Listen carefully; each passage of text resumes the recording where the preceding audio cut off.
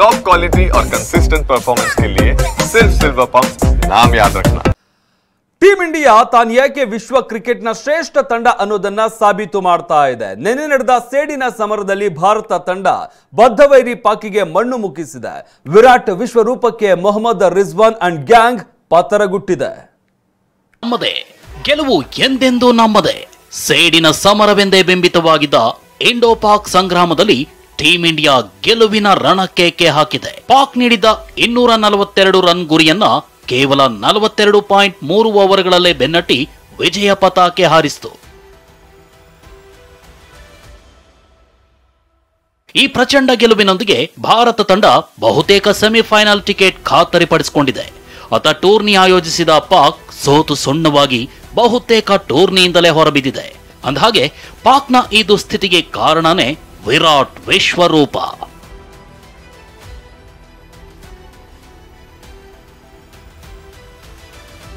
S, ನೆನೆ Dubai ಮೈದಾನದಲ್ಲಿ king Kohli ನರಸಿಂಹನ ಉಗ್ರ ರೂಪವನ್ನೇ ತಾಳಿದ್ರು. ಪಾಕ್ನ ಬಲಿಷ್ಠ ಕೋಟೆಯನ್ನ ಛಿದ್ರಗೊಳಿಸಿದ ರನ್ ಮೆಷಿನ್ ಕೊಹ್ಲಿ ಏಕದಿನದಲ್ಲಿ ಸಿಡಿಲಬ್ಬರದ 51ನೇ ಶತಕ ಸಿಡಿಸಿ ವಿಜೃಂಭಿಸಿದ್ರು. 3ನೇ ಕ್ರಮಾಂಕದಲ್ಲಿ ಕಣಕ್ಕಿಳಿದ ಕೊಹ್ಲಿ ಪಾಕ್ಗೆ ಉಸಿರಾಡಲು ಅವಕಾಶವೇ ನೀಡಲಿಲ್ಲ. ಕೊಟ್ಟ ಒಂದೊಂದು ಛಡಿ ಏಟಿಗೆ ಪಾಕ್ ದಂಡ ಹೊಡಿತು. ನಾನಿರೋದೇ ದಂಡಿಸೋಕೆ, ಬ್ಯಾಟ್ ಇರೋದೇ ಅಬ್ಬರಿಸೋಕೆ ಅನ್ನೋ ಮಂತ್ರ ಜಪಿಸಿದ ಈ ಸೂಪರ್ ಸ್ಟಾರ್ ಬೌಂಡ್ರಿ ಬಾರಿಸಿ ಭಾರತಕ್ಕೆ ಗೆಲುವು ತಂದುಕೊಟ್ರು. ಈ ಗೆಲುವಿನೊಂದಿಗೆ ಮನಸ್ಸಲ್ಲಿ ಜ್ವಾಲೆಯಾಗಿ ಉರಿತಿದ್ದ 8 ವರ್ಷಗಳ ಹಿಂದಿನ ಫೈನಲ್ ಸೋಲಿಗೆ ಸೇಡು ತೀರಿಸಿಕೊಂಡು ಲೆಕ್ಕಾಚೂಕ್ತ ಮಾಡಿದೆ.